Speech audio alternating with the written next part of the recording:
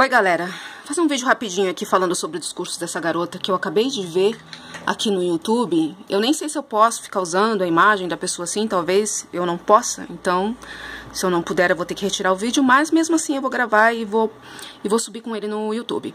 Enfim, ela fala sobre o Bolsonaro e eu achei assim perfeita a fala dela sobre o Bolsonaro. Realmente, olha, isso daí eu corroboro do começo ao fim, sabe? O que essa garota falou. É muito inteligente, novinha ainda, sabe? Cheia de gás.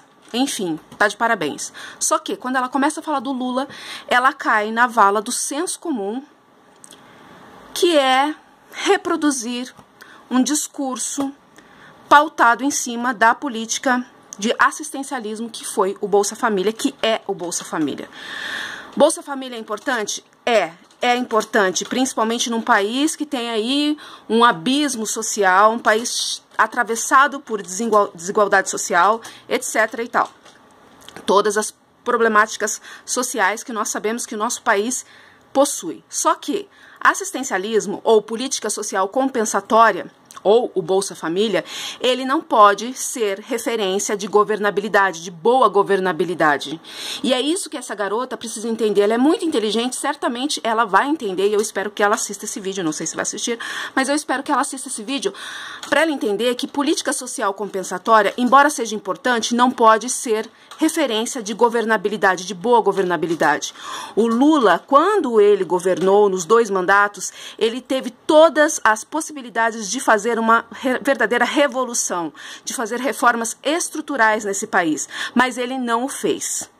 Ele preferiu a conciliação, ele preferiu dar continuidade ao modelo neoliberal. E, de fato, ela fala que as pessoas ficam confundindo o comunismo com o PT, com o governo petista ser um governo bolivariano. Nada a ver, tá? O governo petista foi neoliberal até o osso, gente. O PT governou, deu continuidade ao modelo neoliberal. Ele não fez nada de diferente, de radical. Inclusive, muita gente fala que o Lula pagou o FMI. De fato, o Lula pagou o FMI. Só que ele não rompeu com o FMI. O pagamento ao FMI não significou rompimento com o FMI. No dia que foi feita o pagamento, no dia que foi feito o pagamento ao Fundo Monetário Internacional, o Palocci, na época ministro, teve que publicar um documento atestando que o país não romperia com o estatuto do FMI. Ou seja, embora o Lula efetuou um pagamento ao Fundo Monetário e quitou a sua dívida, o Brasil continuou ainda à mercê do receituário do FMI. Então, para que pagar? Para que trocar uma dívida de juros baixos, porque os juros eram relativamente baixos, juros externos, e transformar essa dívida numa dívida interna de juros altíssimos, porque os nossos juros internos são altíssimos? Para que então, se não for para romper com o FMI? As situações exógenas da geopolítica estavam extremamente favoráveis para uma revolução. E o PT tinha um discurso revolucionário. E o PT não fez. O PT ficou indefectivo com a gente. O PT não fez aquilo que ele propôs fazer. O PT nos traiu, de certo modo. Então, eu não acho que a gente tenha que falar do Bolsonaro e dar uma resposta à população como se o Lula fosse uma antítese do Bolsonaro. Na verdade, na superfície, o Lula parece ser muito diferente do Bolsonaro, porque o Bolsonaro tem um discurso de ódio, o Bolsonaro, ele é um cara limitado. Enfim, nós conhecemos as características e as idiosincrasias do Bolsonaro. Agora, o Lula, no âmago da questão, que é fazer realmente uma revolução e tirar as amarras coloniais desse país, tirar o país da condição de protetorado servil, principalmente dos Estados Unidos, mas dos bancos, da iniciativa privada estrangeira, isso o Lula também não fez. O Lula continuou com um pacto de conciliação com a metrópole. E agora, se o Lula vencer em 2018, ele vai pegar uma situação geopolítica completamente diferente.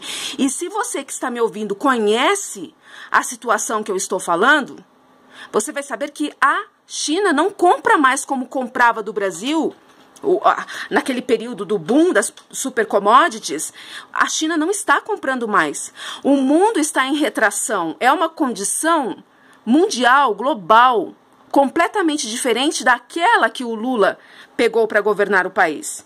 E a Dilma só se deu muito mal porque ela já governou, principalmente no seu segundo mandato, nessas condições exógenas. E a Dilma, por sinal, também vetou a auditoria da dívida, como fez o Michel Temer recentemente, e com o mesmo discurso, com a mesma desculpa. Entra lá no site da Auditoria da Dívida Cidadã e dá uma olhada para vocês verem. Vocês terão acesso às circunstâncias alegadas pelo Temer, que são as mesmas circunstâncias alegadas pela Dilma. Qual é a diferença, então? Eu estou falando da diferença prática na governabilidade, entendeu? Eu não estou falando de pobretologia, que é uma orientação do Banco Mundial, por sinal. O Banco Mundial que está aí, de mão dada com o FMI, que foi criado na mesma conferência que criou o Fundo Monetário Internacional e que deu praticamente aos Estados Unidos a liderança global.